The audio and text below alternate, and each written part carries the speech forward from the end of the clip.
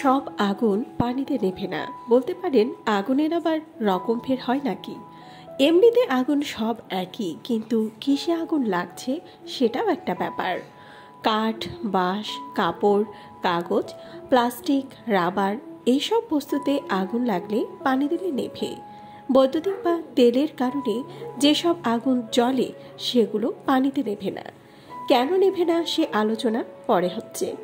এখন বরং কেন পানিতে আগুন নেভে সে বিষয়টা জানা যাক। আগুন জ্বলার তিনটি শর্ত আছে: অক্সিজেন, তাপ আর দাহ্য বস্তু। এই তিনটির যে কোনো একটি অনুপস্থিত থাকলে আগুন জ্বলবে না। তেমনি আগুন জ্বলার পর এই তিনটির যে কোনো একটিকে সরিয়ে দিতে পারলেই আগুন নিভে যায়। আগুন নেভানোর সময় তাই এই চেষ্টাটাই করা হয়। একটি পানির অণুতে আছে দুটি হাইড্রোজেন ও একটি অক্সিজেন পরমাণু।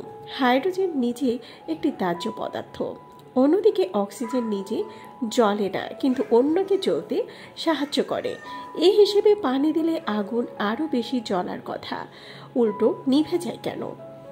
পানিতে অক্সিজেন আর হাইড্রোজেনের মধ্যে শক্তিশালী বিদ্যুৎ চুম্বকীয় বন্ধন রয়েছে।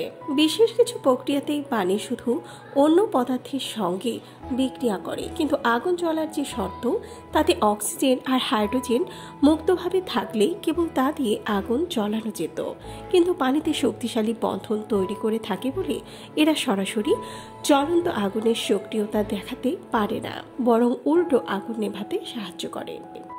আগুন জ্বালাতে গেলে অবশ্যই তাপ, অক্সিজেন আর দাহ্য পদার্থ এই তিনটা জিনিস একসাথে থাকতেই হবে।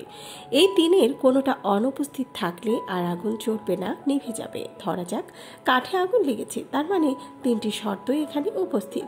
আপনি এখন পানি ঢালবেন।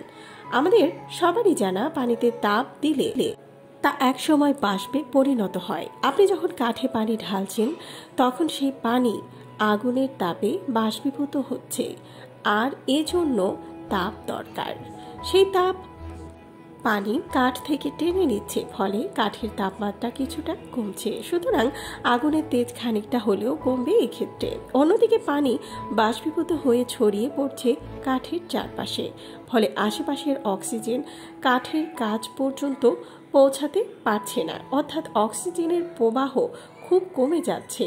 আর অক্সিজেন না থাকলে কখনোই আগুন জ্বলতে পারবে না, সুতরাং আগুন একসময় নিভে যাবে। এই কৌশলেই পানি আগুন নিভতে সাহায্য করে। তবে সাবধান, তেল বা বিদ্যুৎ থেকে ছড়িয়ে পড়া আগুনে পানি ঢালবেন না, তাতে হিতে বিপরীত হতে পারে।